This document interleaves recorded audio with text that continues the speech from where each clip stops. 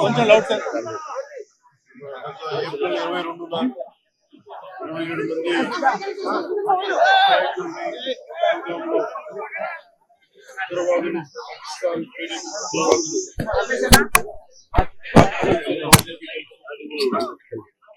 పర్యవసానం భారతదేశం పాకిస్తాన్ కి అండగా ఉన్న ఈ టెర్రరిస్ట్ క్యాంపుల మీద దాడులు చేయడం, స్ట్రైక్స్ చేయడం జరిగింది.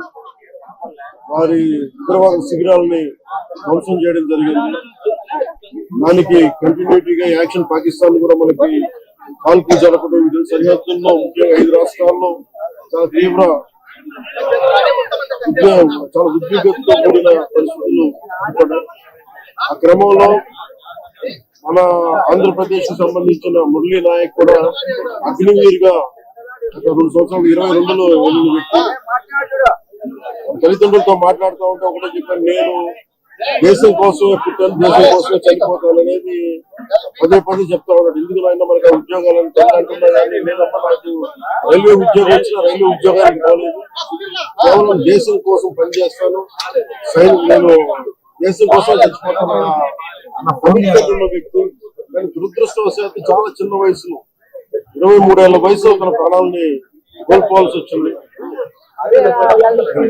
పదే మొన్న కూడా ఏం చెప్పారంటే, నిజంగా ఉగ్రవాదుల తూటాలు గాని సరిహద్దులు యుద్ధాలు కనుక జరిగితే దాని పర్యావసనం, దాని ప్రాణాలు మొత్తం సమస్త భారతంలో కనిపిస్తూనే ఉంటాయి, దాన్ని ఎక్కువ అవుతూనే ఉంటాయి. దానికి ఒక బలమైన ఉదాహరణ మురళీ నాయక్ గారి మరణం. చాలా బాధ కలిగించింది. 23 ఏళ్ళ చిన్న వయసు. మన ఎవరు భారతదేశంలో ఎవరు యుద్ధం కావాలని కోరుకోలేదు. ఇప్పుడు మన పరాయి దేశాల మీద యుద్ధం చేయలేదు.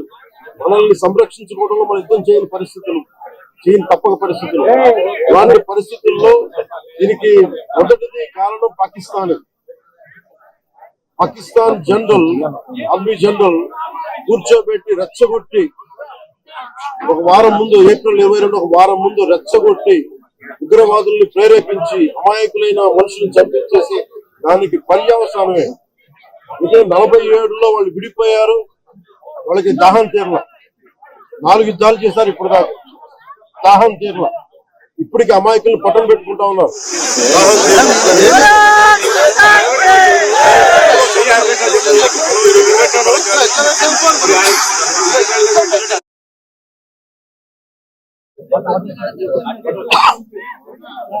నిన్న కూడా చూసాం, సీజ్ ఫైర్ అన్న తర్వాత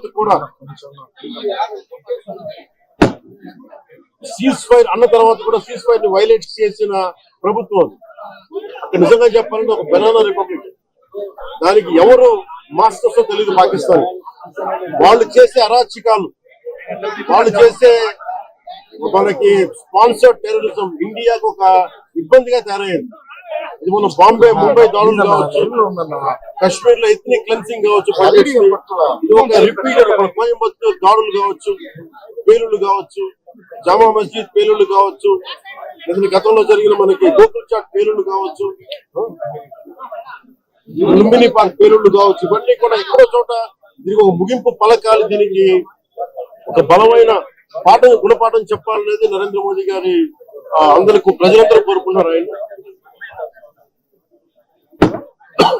దీనికి ఇప్పుడే సోదరులు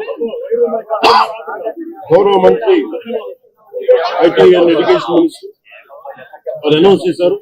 గౌరవ ముఖ్యమంత్రి చంద్రబాబు గారి తరఫున, అలాగే నరేంద్ర మోదీ గారి తరఫున ఇక్కడికి మంత్రివర్గం అందరూ ఉన్నాం. ఇక్కడ అందరూ కూర్చొని ఇందాక గౌరవ ముఖ్యమంత్రి గారి సూచనల మేరకు ఇందాక సోదరులు మన లోకేష్ గారు చెప్పినట్టుగా దాదాపు 50 లక్షలు ఎక్స్గ్రేషన్ ప్రకటిస్తా ఉన్నారు.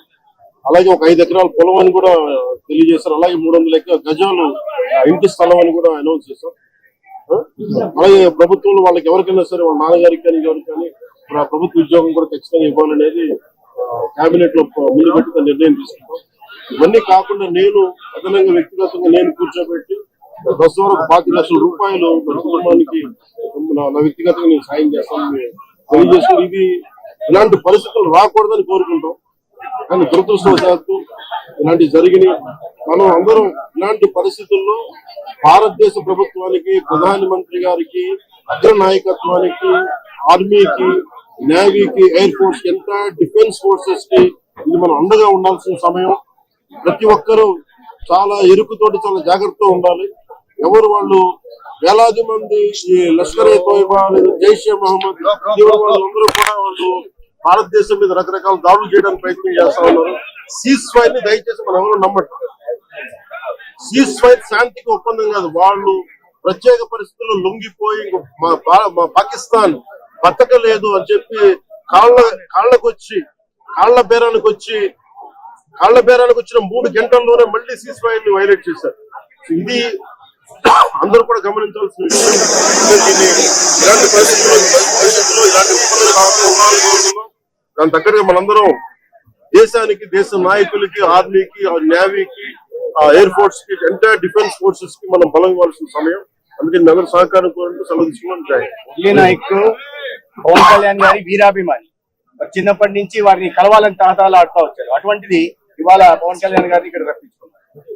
దురదృష్టకరమైన విషయం ఏంటంటే చాలా అది నేను ఇక్కడికి రాగానే నాకు చెప్పారు, చూసి చాలా బాధ అనిపించింది.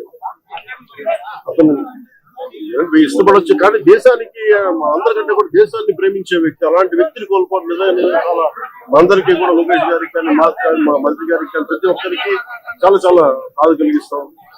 వారి ఆత్మకి శాంతి చేకూరాలని, వారి కుటుంబ సభ్యులకి నా ప్రగాఢ సానుభూతిని తెలియజేయాలని, భగవంతుడు వారికి బలం ఇవ్వాలి. పుత్ర శోకానికి ఒకే ఒక్క కొడుకు, ఎవరు లేరు, ఒక్కటే ఒక కొడుకు. ఒక్క కొడుకుని కూడా చిన్న 23 ఏళ్ళు కూడా, 25 ఏళ్ళు కూడా లేదు, 23 ఏళ్ళ వయసులో చనిపోయారు దేశం కోసం. చాలా చాలా చాలా బాధగా ఉంది. వారి కుటుంబానికి అండగా ఉంటాను. దేశ సహాయం కాకుండా మా 3 పార్టీల నుంచి కూడా వారికి ఏ సహాయం కావాలో మా నాయకులు ఇప్పుడు అందుబాటులో ఉంటారు. గౌరవ మంత్రివర్గ సహచరులు ఉన్నారు, ఎమ్మెల్యేస్ ఉన్నారు, అన్ని పార్టీలు వారికి అండగా ఉంటారని తెలియజేస్తూ జై.